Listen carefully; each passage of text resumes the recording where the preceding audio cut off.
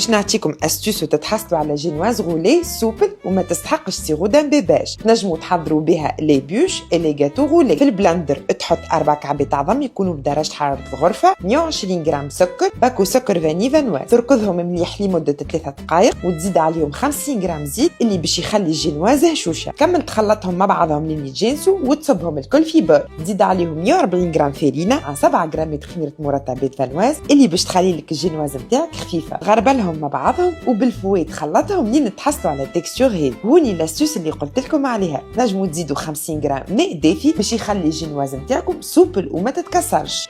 تصبهم في الطبق نتاع الفور وتحل الميلانج الكل على كبر البلاتو وتدخلهم يطيبوا 10 دقائق على 180 درجة. بعد ما تطيب الجينواز وهي سخونة تاخذ السكر المحور فانواز وتغربلو فوقها ومن بعد تروليها الكل وتلفها بمنديلة تكون ندية شوية وتخليها تبرد.